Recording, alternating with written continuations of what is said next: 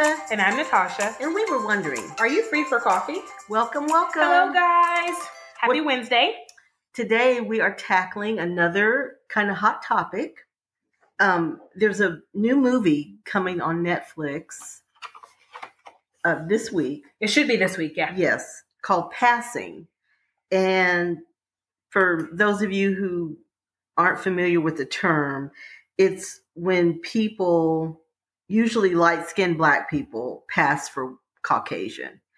And there's a history of that in the African-American community. Yeah. And lots of families have relatives or stories or know of someone who have done it. Passed. Actually, the director, yes, Rebecca Hall, yeah. Her maternal grandfather, that was his story. He passed for white. So that was kind of interesting. So it's a personal story for her. For her, yes. Even though this story is not about her family, she just, like many African Americans, had someone in her family who had done this thing. Right. And so this isn't new at all. No, it may be an unfamiliar term to you, but it's not new. There are movies well before this. One of them, Pinky, is a movie that has to do with a young lady who is passing. She is wonderful. She's like a whiz at science, but she's a young Black girl and won't get far unless she decides to pass. And so, and I haven't seen it in many years, but from what I remember, she goes to school to become a nurse. She falls in love with someone, and he does not know that she's Black. He doesn't know that she's Black. This is actually my favorite movie, Imitation of Life. There's two versions. My favorite is 1930. Yeah. And Lisa's is what, 59? 59. Yeah. So that your favorite version is 59. It's the same story of a girl that passes. Although there's men, like the director, it was her grandfather who did it that passed. So it's both sexes. It was much more common in the past. Right. And we were talking about this before we came on to you guys. Of course, racism was so much more brutal. Yeah. Yeah. Then, I mean, of course we've had George Floyd and some police brutality and things now. So we have seen brutality, current day brutality. But it was much more brutal and accepted then. Yeah. Oh, yeah. There were no repercussions for you killing a Black person. Not even social repercussions. So, yeah, the kind of life that you could have, it definitely elevated you. Yes. In some sense. And it gave you more opportunities. And I totally understand it. Now, in my family, I'm fair. On both sides of my family, my maternal grandmother was half white. And on my father's side, his mother looked white, although she was not. But other African Americans, Black people come in all shades, from alabaster to blue black. Yeah. So my grandmother's family they were all very, very, very fair and lived in a community in Ohio where everybody was like that. Okay. And they intermarried, a lot of times. Although my grandfather, she did not marry another very fair person. But of her children, my father is brown skinned, but all his siblings are very fair. So there's just people that look like that are not attempting to pass or anything like that. Or not, biracial or that's, anything. Okay, that's another fair point, is that we come in all shades. And so not everyone is, now you hear mixed. And, whether you call it biracial or multiracial or mixed, some people are just fair skinned. That's just what it is. Her family, very fair and light eyes, which I have. Right. And my sibling and my cousins. So, it is what it is. And it's really interesting because if you follow us and you've seen our Instagram, we do have pictures of us, and you are more fair than I am. The kicker is I'm half white. So that tells you. It just goes to show it's genetics. You never know. And then even I remember talking to somebody, a science person, because my dad is brown skinned, and he was saying, but your dad, even though your dad looks brown skinned, his genetics are light. The dominant genes and recessive genes. Yeah. So it's a whole thing. And it is, because I have 2 brown children.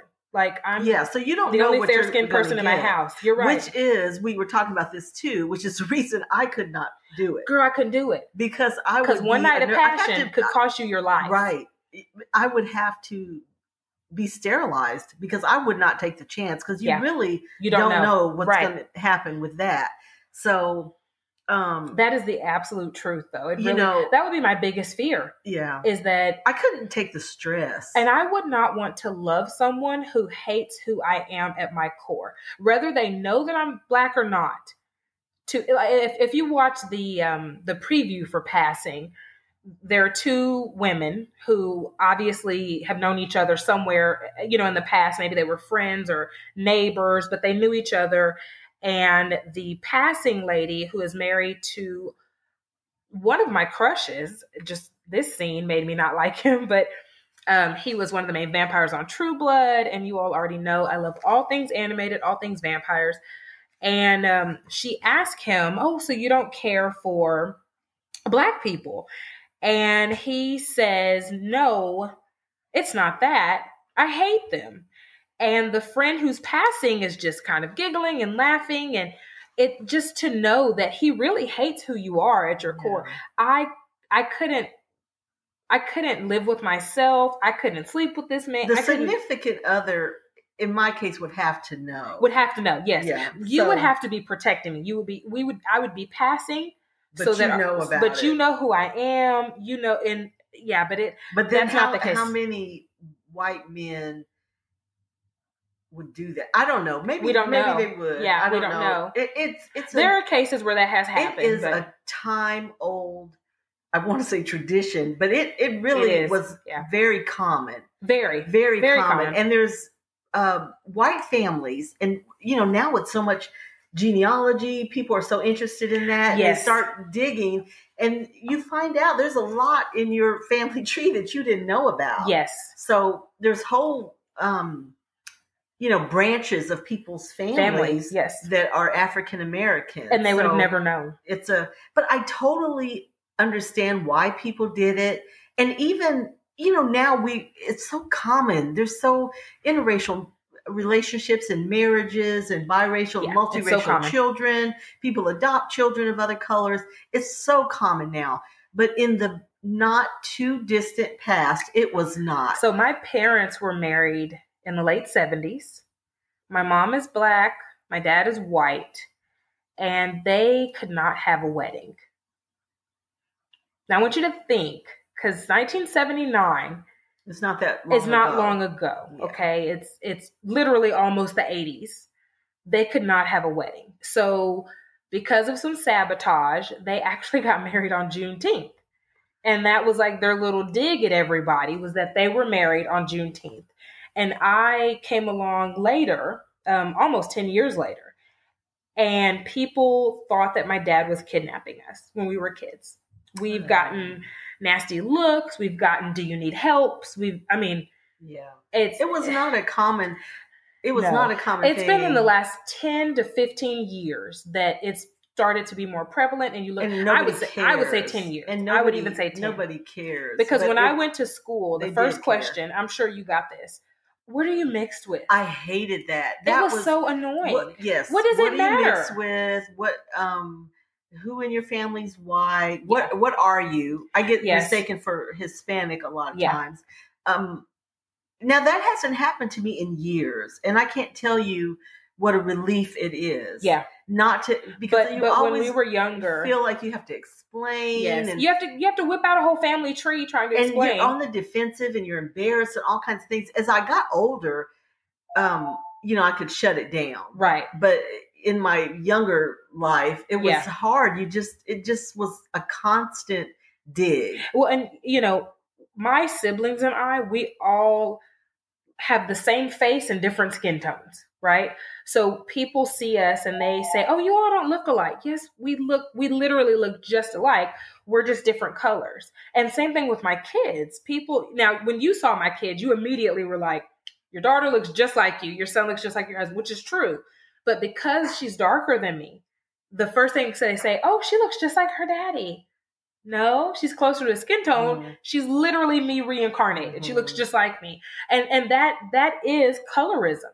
Yes. Colorism is, you look at me and I'm fair skinned. You look at my husband and he's chocolate. You look at my child who is somewhere in this peanut butter realm, but because she's not light, oh, she looks like him. No, she doesn't look like him. And you look at one or the other more favorably. Correct.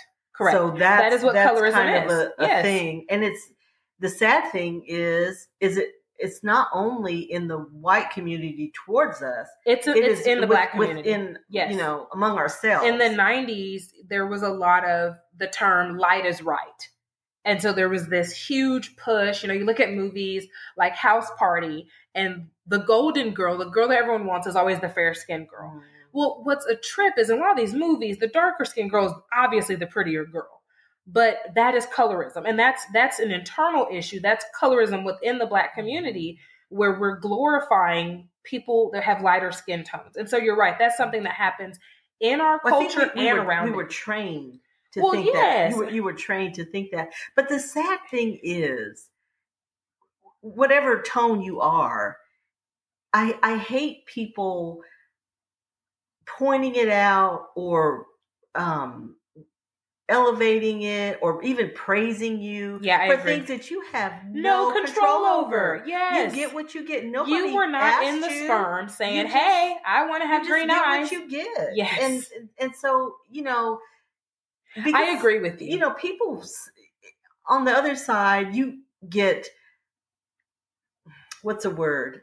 Singled out. Yes, you do. For something. And, people would say something to me about it and I'm an introvert. So I am not always real talkative, and especially in my younger days. Now I can be, I can more talk, more so. But then I just was kind of shy and kept to of course, they read that as you're stuck up. Yes. And you think you're cute and and there are people listening right now thinking, oh my gosh, I never thought that was my life. But whether you were around someone who was like us and they weren't stuck up, they just had been asked a million times, what are you? I got to the point where I would say human. Or people would ask me, what nationality are you? Which, I'm like American, yeah. Like, what do you mean? But, I guess, I don't know what I they was thought. born in the US of A. If I was, Mexican Hispanic or something. But, yeah. So it's exhausting. It is. But it also, in other communities, it's prevalent too. In the Indian community, in Hispanic communities. Yeah. And even the campaigns and tabloids and advertising, if you know people who are from Pakistan, most of the time they're closer to my husband's tone. But the only ones you see on the forefront of these magazines are the very fair, very blemish-free, and that's common for Brazil. That's common for the Middle East. It's people common of color. Anyone, color. Yes. Like but I think whole world over, because white people are the ones running campaigns, so they're going to put whoever's closest to them. That's right. That they're putting their own image out, and that intensifies colorism, something that really should already have just disappeared, right? Yes. But it intensifies it. And then it also adds to code switching. It adds, if you don't know what code switching is, I'll use myself as an example. Code switching for me would be things that I can say and be at peace with when I'm with Lisa or someone else who is a person of color who perhaps understands my background or the meanings of the words I'm using. And then I get in front of someone else who most of the time is someone who is of another race or someone who could be white. And you have to switch your terminology. You have to switch the words that you use so that it's not seen or misinterpreted or misconstrued. That is code switching. And it's reading the racial and cultural room. Yes. That's what I say. And for any Black person that's ever worked a job anywhere, you have probably had to code switch. Yes. My husband is a really, really big guy. And anyone that knows him, he's really funny. He's really cool. He's really sweet. But he looks intimidating. And he's the kind of guy where you're going to like cross the street because this guy is huge. And he's probably one of the least violent people I know. Where I'm fair skinned, but I would be the one to slap the hell out of you. You're not going to cross the street, but you're not going to cross the street because, you know, I'm this fair skinned girl that's much, much smaller than him. And it's just the whole perception. Mm-hmm. And so having to change the words you use, changing slang, and this, like, don't confuse this. This isn't the N word. These are just little sayings, things that we grew up with that other people. But, you know, I know it is racial, but then not always, because sometimes think about young people or when you were younger, there's things that you would, you know, say to your friends that you wouldn't say to your parents. It's that same thing. It's just reading the room. Like the word, oh, that's dope. I remember saying that. Mom was like, what? I was like, it's dope. She was like, what the hell is dope? I'm like, you know, like it's cool. She was like, girl, dope is a drug. Don't say that. And I was like, no, Mom, not like cocaine. She was like, that's what dope is. And so that, you know, she hates that word. Some of it is that. Yes. Just things, you know, you're just going to loosen up around your friends. Yeah. There's things that you're going to discuss with them. You're just more comfortable. Things you're going to, you know, laugh at with them that you would not with other people. Yes. And even, so some of it's that. Well, think of like a work atmosphere. There are things that we can say here, we can say to each other, we can say on the podcast. I'm not going to go into work and say that. Yes. Like, that's not appropriate. And that is not racial. Correct. That is just... that would be marked as professionalism, wouldn't it? That's how it would be cultural. You know, or even age-wise, you know, slang or things that you discuss and talk about. That's true. Some of that is age. I agree. Too, I think. The older you get, the less you have. The less you have. That's what my mom says. She was like, girl, I like that. We don't care about that. I'm like, But yeah, so it does all revolve around. But code switching is really, it is reading the room. It is. It is reading the room. And I think. And it almost takes talent, I'm going to say. Can it be taught? Do you think that's something that can be taught? It absolutely is taught. Okay. And an example that I will give. So my mom was one of the first Black seamstresses for Neiman Marcus. And my mom is much older. My mom is Lisa's parents' age. So I just came along a lot later, like a lot. And she just grew up, everything was segregated. That's just how it was. Mm-hmm. She walked 7 miles to go to school. There were families that would let their dogs loose, throw rocks. I mean, just horrendous stuff. And we would go to certain places and Natasha, you need to stand up straight.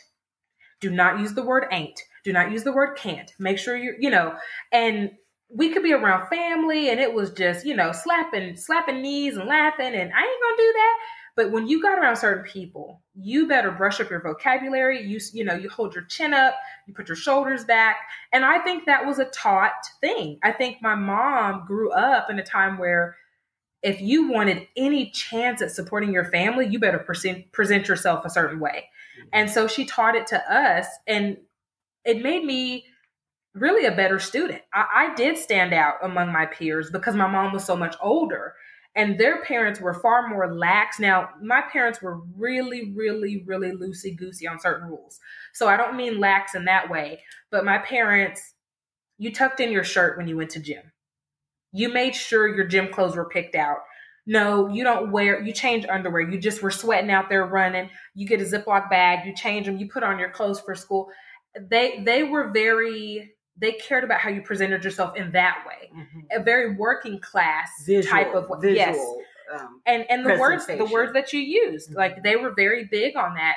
And most of my friends, because their parents were really old enough to be my parents' child, mm-hmm. it was just way more relaxed. Like, oh, girl, no one cares. And I was just like, yeah, my mom will kill me. I'm going to go change my underwear and then I'll put on my regular school clothes and I'm just going to wash my gym clothes. And it in that way, it was very taught. It was very taught. I think in some families it is taught, in some it is not. but it can be learned. Oh, yeah. Because I was thinking, there's some rappers you think, and you hear them early on in their careers, and they are so hard. Let's name a few. And so, Jay-Z is who I was thinking about. Okay, I knew you were going to say him. Because, in earlier in their careers, they're very, everything is about the hood. Rap. Everything, yes. Kind of, yes. Yeah.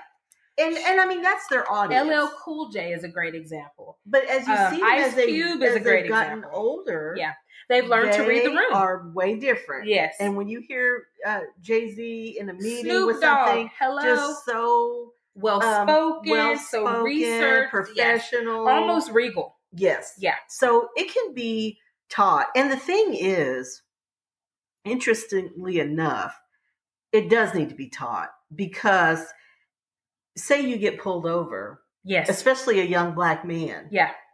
Although women have been in trouble too, yes. but especially men. How you present yourself to that police officer matters. Could be the difference between you coming home or not.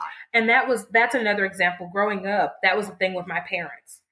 And I remember being in the car and my dad got pulled over, and I was so angry. I mean, just face red, torn up. And he was like, Tasha, what's wrong? I was like, you don't have to do any of the stuff that mom says we have to do, because he's a white man. Mm-hmm. He didn't do any, and it wasn't that what he was doing was wrong or disrespectful. It was just my mom's whole thing of, hurry up, get all of your stuff, put it on the dashboard, keep your hands on the wheel, sit up, make sure you look out of the window, roll the window all the way down. Like, we knew every single step. And my dad, the guy came up, be respectful. Yes, sir. How you no, talk sir. to him. Yes. And my dad just, hey, we got a problem. So that's something to know. Yes. That is something to know. So it also speaks to where code switching and colorism collide. Yes. Because the fact that my dad, blonde hair, blue eyes, was able to be going 20 miles over the speed limit. We're coming out of the country. And there's like no one there. We don't know where the cop came from. I mean, there's no one there, just us cows and bales of hay. But he can be speeding. Wait till the cop comes up to roll down this window. Hey, we got a problem, officer. Like, stuff that I would never might get you in trouble. Yes, it would get me in trouble. It would certainly get my husband in trouble. It would certainly get my son in trouble. But he was able to do it. And yes, he got a ticket. Of course he got a ticket. It was going 20-something miles over the speed limit. Luckily, he only got a ticket. But it just proves just how lax he could be. How I could never. Yes. I could never. My husband could never. And so that is where code switching is almost, you have to know how to read the room. Yes. I do. I mean, it's sad that it has to exist, but it does. Though, because I feel like no, because it's just code switching. Everybody just needs to know how to read a room and what to say. Proceed with caution. I guess that's really important. So that's something to teach your kids and grandkids.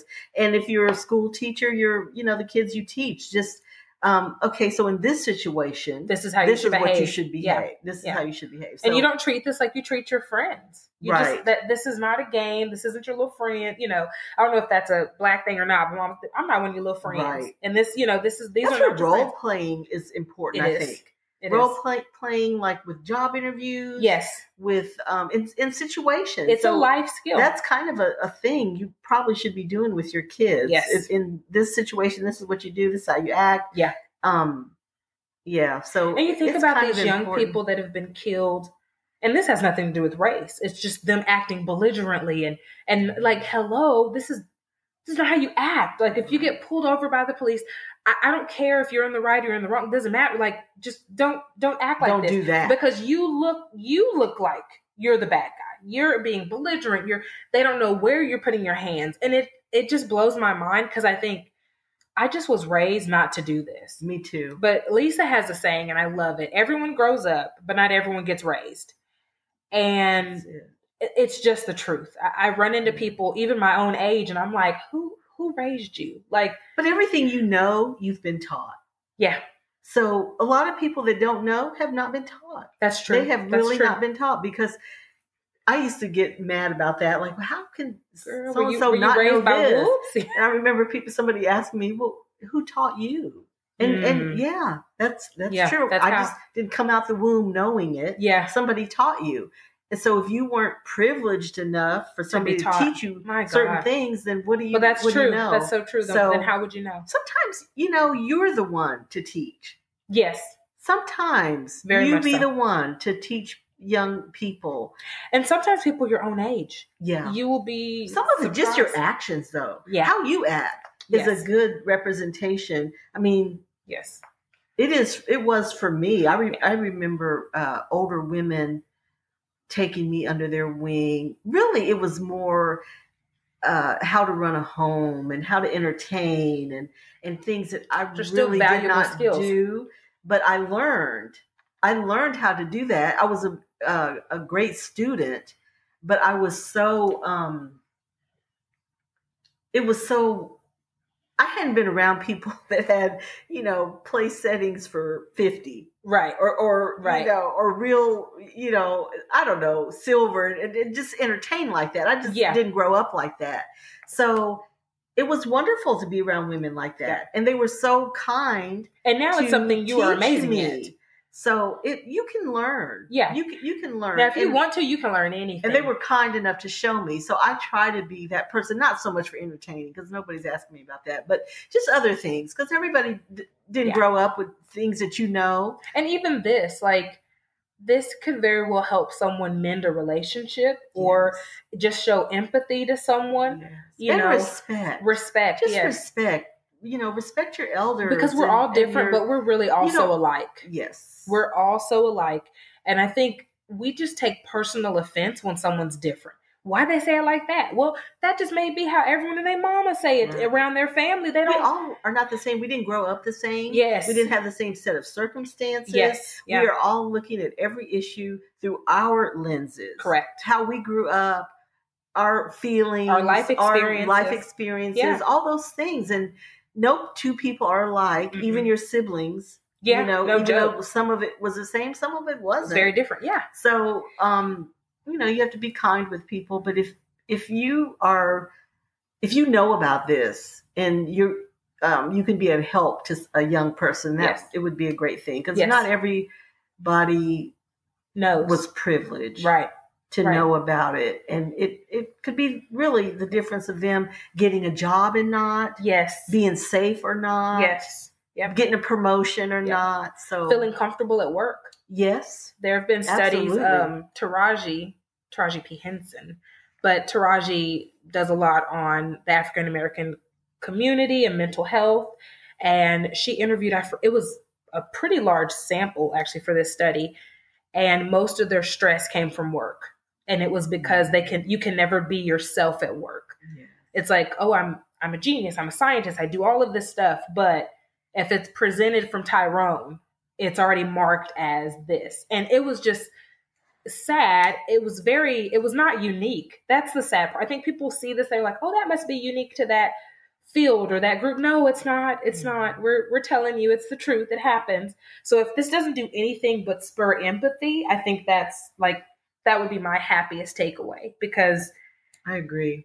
It can be long suffering for people. Mm-hmm. It really can. And like you say, it can be the difference between someone getting a job or someone being treated fairly in the passed office. over for a promotion.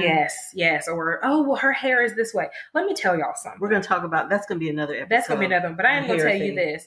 I don't knock how Jesus made your hair. Don't knock how Jesus made mine. Okay. Because if he wanted it different, it'd have been different. This is the way what it is. It is what it is. And I remember when I stopped perming my hair, my mom was like, what are you doing? And then the funny part is, and she'll tell you this to this day, then the next thing you know, she quit perming her hair. But she had permed her hair for 50 plus years.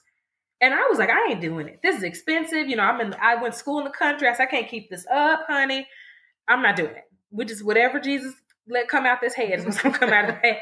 And I fell in love with it. And, my husband happens to be in the natural hair. So that was a win for me when we started dating. But everyone in my family, I was the person. I stopped, then my mom, then my sisters, then my cousins. But it was like, so y'all were just going to keep perming your hair forever, because that's all they've known. My mom's first question was, well, how are you going to get a job? And I thought, I don't know, but we'll figure it out. But it was a valid concern. Yes. We will talk about that. Yeah, we though. will. I didn't even think that's a whole thing. But now you guys learned 3 new definitions: passing, Code Switching and Colorism. So passing, you can literally look that up on Netflix. Code Switching. Watch the movie. Watch the movie. That will give you a good idea of what it was. And how it was very used. Prevalent. Yes. There are actually some books out now. Yes. Novels. The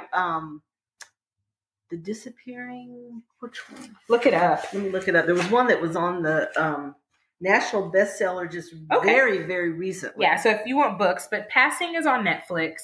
You can also look up, and I know sometimes you can look things up on YouTube and purchase them. Imitation of Life is a good one. Pinky is another good one. If you would like an example of code switching, a really great example of code switching can be found on, of all places, Big Mouth. Big Mouth is a really controversial animated series on Netflix. It is hilarious, but it's very inappropriate. There is an episode, and you can just look up Big Mouth Code Switching episode, and it really, really, really describes in every sense what code switching is. The Vanishing Half. That's what. Yes, you're right. That has been on the bestseller list. I have it on hold at the library. I believe it's sisters. Yes, it's two sisters. One passes and one does not. So it's people are talking about this. Very, very thought provoking. So yeah, let us know. I feel like our definition of colorism was really good. That one was an easy one for you. Up next, our picks for this week's Sexiest Man Alive. But first, a word from our sponsor, BetterHelp. During hard times, it can get really difficult if you don't have anyone to talk to. Being alone with your thoughts can be an isolating feeling that can allow negativity to consume you. This is why we are sponsored by BetterHelp. BetterHelp is customized online therapy that offers video, phone, and even live chat sessions with your therapist, so you don't have to see anyone on camera if you don't want to. There is a broad range of expertise in BetterHelp's 20,000 plus therapist network that gives you access to help that may not be available in your area. You just fill out a questionnaire to help assess your specific needs, and then you get matched with the therapist in under 48 hours. Then you schedule secure video and phone sessions. Plus, you can exchange unlimited messages, and everything you share is completely confidential. You can request a new therapist at no additional charge anytime. Join the 2 million plus people who have taken charge of their mental health with an experienced BetterHelp therapist. So many people use BetterHelp that they are currently recruiting additional therapists in all 50 states.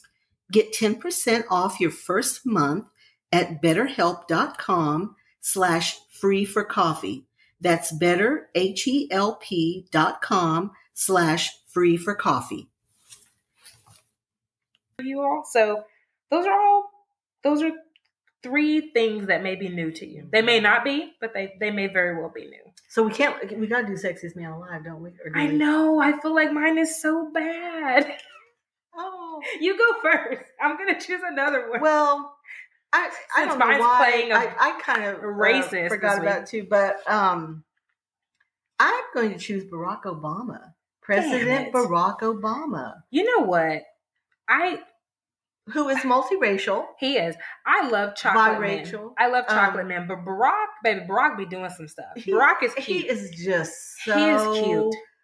What's the word? Damn. Swaggy. He is just suave. And he's so intelligent. Yeah. So smart. If you're a sapiosexual, if like intelligence is your thing, just, he could just read me to sleep. He's all the things. Who do I want to all the pick? things. Just so much swag. He's very, and he's just well spoken and handsome. This is tough, y'all. Everything. Everyone I'm thinking of, I feel like I've picked. Give me a second. Ooh. Dang, I picked him We can already. share Barack.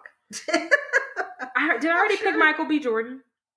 No. Oh, okay. Well, we've had him. No. Then I will pick Michael B. Jordan because he is so handsome. Oh, I love him. You guys, he used to be on, this is years ago, on Parenthood. Do you remember Parenthood? And no one realized it was him. And he was just a cute little guy. I guess he was a young man, very young. No, he was a kid.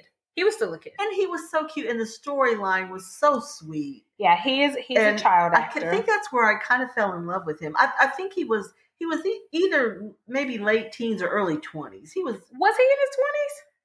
Maybe I'm thinking of him as something else. been. Because what I'm thinking of, he was a teenager. Like, he was on the soaps, and then he was on The Wire. He was on The Wire. He was just a kid, like for real a kid. Okay, I'm thinking Maybe of him like as a kid.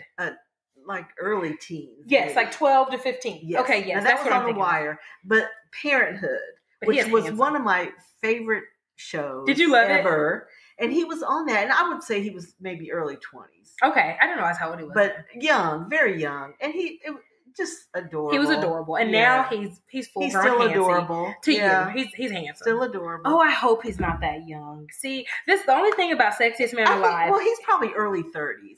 God, please I would think. let him be. I think he's early 30s. I can't. I would put him. If he's any younger than that. Well, late 20s. Let's see. Michael B. Jordan. Oh, he ain't my. He's almost my age. He's 34. Okay. He was born February 9th of 1987. Okay. He's a year older than Teddy. He is an Aquarius, like my dad, like my son. Okay. Explains why he's so handsome. So yeah, no, he's a dating age for me, so I don't feel gross. Nice guy. Never hear any. You never hear anything. About him. Nope, never. Sweet guy. So no, I'm gonna say that. Yeah, nope. He's probably as sexy as Barack Obama. Yeah, close. I mean, no, I think Barack has a handle on it. President Obama. Yes, let me former President Obama is good. Yes, he's good. So those are our people. I will put a link for the movies we discussed and for the book. We'll put that. Yes, we'll put those. We'll put those so you can.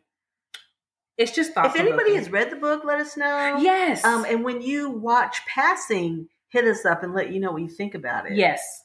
I'm very, very curious to know what you think of it. Yeah. Is this something you already knew about? Yes. Are you sitting here with your jaw history of this dropped open like, wait, what? Because I do. I do have family members, and I do too. It's not fair to put everybody, it's not fair to put their business out there, but I do have family members that passed and descendants of those exact family members. Some of them are still alive. So it can't be that uncommon. If we're two people from two different parts of the world who both have family members that did it. Yeah, so very interesting. But yes, we can't wait to post this and to hear back, to know if this was new to you or shocking or whatever emotion it provoked. Please share with us. You can email us at areyoufreeforcoffee@gmail.com. You can also message us on Instagram, which is also areyoufreeforcoffee.